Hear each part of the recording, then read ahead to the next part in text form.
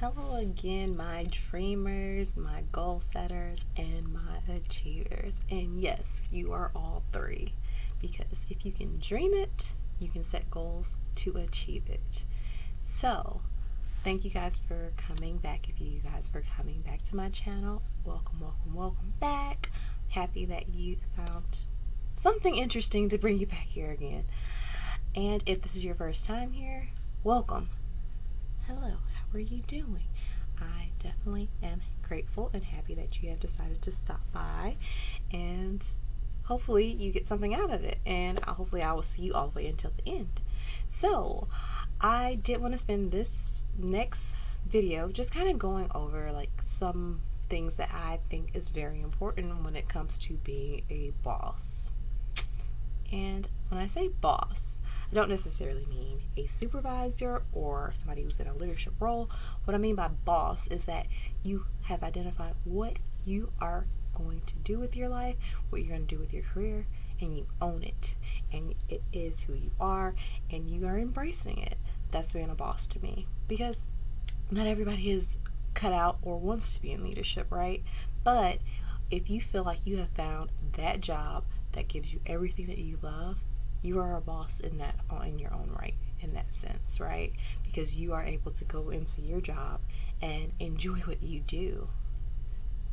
So if you guys have achieved that, down below, just put in the chat box, I'm a boss.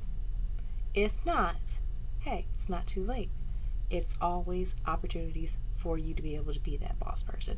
And for that purpose, that's why I wanted to do this video, so that we can talk about how do you establish yourself as a boss, right? It's so many ways that you can do that. One of the top ways I think that you establish yourself as a boss is by determining what you're interested in. What are you good at? What do you like? If you know that about yourself, you're already ahead of the game. Because that's the important part, right? You are finding what you're good at, because once you find out what you're good at, you can excel at it. You can do great things. You can be amazing. You can do so much more when you figure out what you're interested in, because, hey, I know everybody's heard of the saying, right? Whenever you find something that you love to do, it's no longer work, right? That's when you start to elevate into boss status, because you are doing exactly what you're designed to do. You found your interest, you linked it up, and you're doing just that. The next step, I would say, to being a boss is invest in yourself. You have to be able to invest in yourself.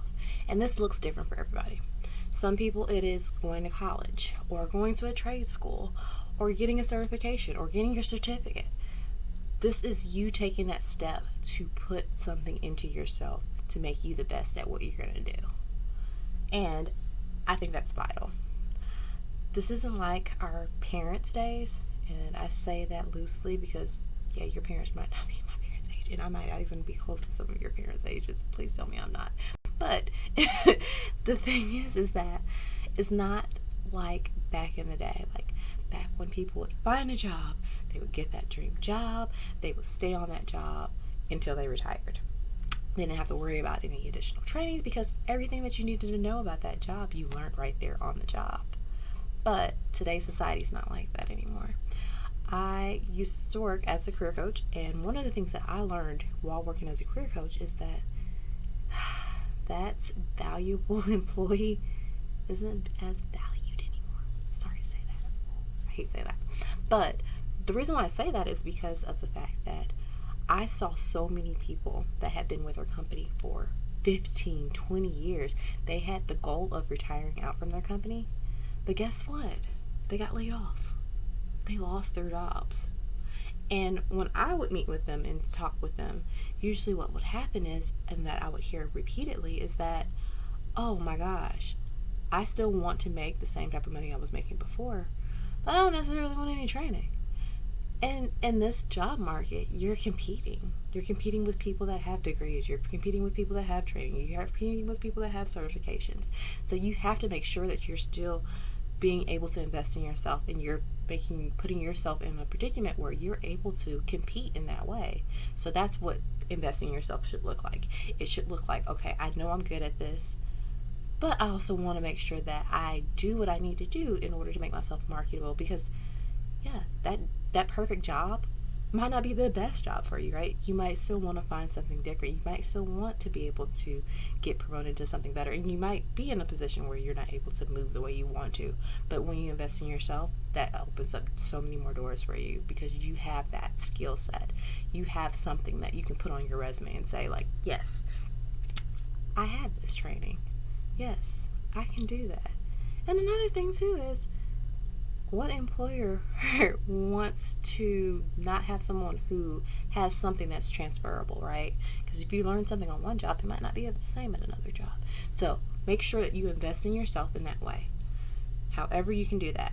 And sometimes the great thing about some employers is that they might be able to pay that money for you, right? If they are willing to pay that money, go ahead, let them take advantage of it. Say yes, yes. They say, oh, you want to go to this training? Yes, yes. I would love to learn more about that because that's less coins coming out of your pocketbook and they're investing in you, but you're also investing in yourself because they can't take that away from you if you leave, right? You still have that training. If they're willing to invest in you going back to school, if that's something that you're interested in, yes, I will give you that, especially if you're planning on being with the company anyway for another couple of years. If they're willing to pay for that degree, take advantage of it. Like I said before, I don't believe everybody wants to go to school. Don't get me wrong. That's not what I'm saying at all. But find out how you can invest in yourself in some way because every single job will require some type of training. Any job that you do is going to require some type of training. So how can you invest in yourself to make yourself that much more capable of competing in that way? Another thing that makes you a boss is communication. Communication skills are key. You have to be able to communicate. You have to be able to share what you know. You have to be able to bring people in, engage people, make people want to learn more about you, learn more about what you do. And that's in any job. That is one of the reasons why people might get passed up for promotions or get passed up after an interview because they're not able to communicate how they are the best fit for that. So if you're able to communicate, then that just makes it just that easier, much easier for you. That much easier to be a boss, right? Because you're able to communicate that you are a boss. Tell them exactly who you are. That's what communication is all about. So those are just 3 things that I think are vital for making you a boss. If you have any other tips or insights that you want to share them below. I would love to read what you guys feel like are some marketable ways to make yourself a boss because all of you guys are bosses. Even if you don't know what you're a boss in quite yet at this very moment, you are destined to be a boss. So make sure that you are able to put your best foot forward so that you can show the world that is, if you're not there, that's my destiny. That's where I'm going. That's what I want to do.